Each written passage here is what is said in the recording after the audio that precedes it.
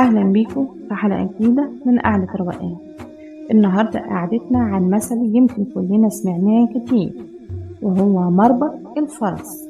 بس يا ترى ايه أصل الكلمة دي، وازاي بقت جزء من حياتنا اليومية، والأهم ازاي نطبقها على علاقاتنا وقراراتنا.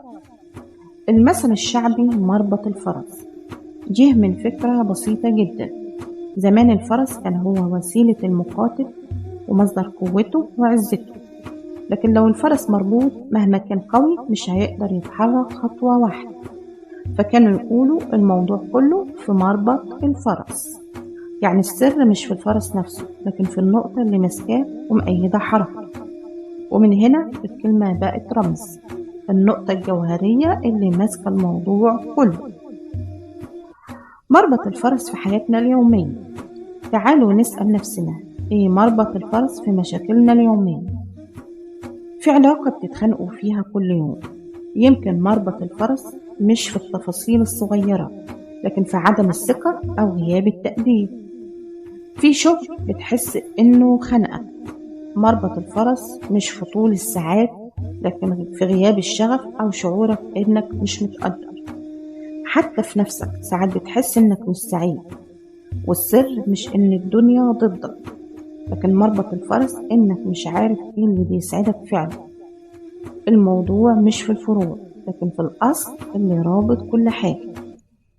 إزاي نلاقي مربط الفرس؟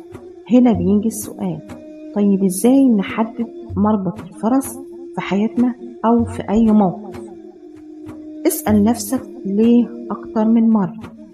كل ما تسأل ليه حصل كده هتنزل أعمق لحد ما توصل للأصل. ابعد عن التفاصيل الصغيرة، مش كل كلمة في خناقة تستاهل ساعات. في ساعات في كلمة صغيرة تخلي بالك إن مربط الفرس أكبر من كده بكتير. شوف المشترك، لو نفس المشكلة بتتكرر مع ناس مختلفة يبقى مربط الفرس فيك مش فيهم. مربط الفرس في العلاقات. خلونا ندي مثال واضح.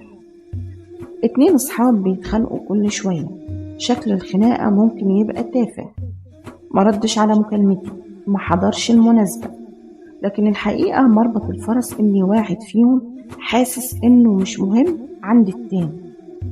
وهنا الحل مش في إصلاح كل موقف لوحده لكن في الاعتراف بالمربط الأساسي.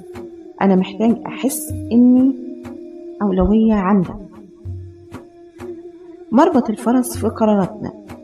كل قرار بناخده في حياتنا بيبقى وراه مربط فرس. ليه عايز تسيب الشغل؟ مش عشان المرتب قليل لكن عشان مش لاقي نفسك. ليه عايز تتجوز؟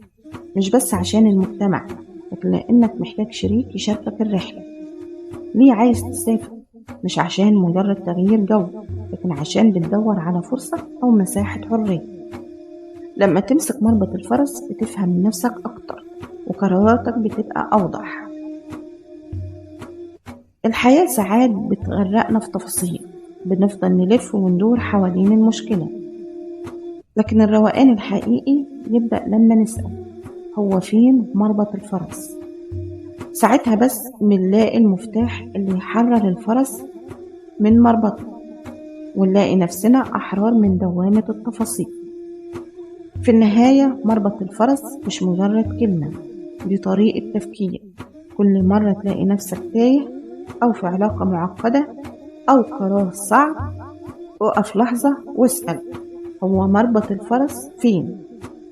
لو لقيته هتكتشف إن نص الحل موجود.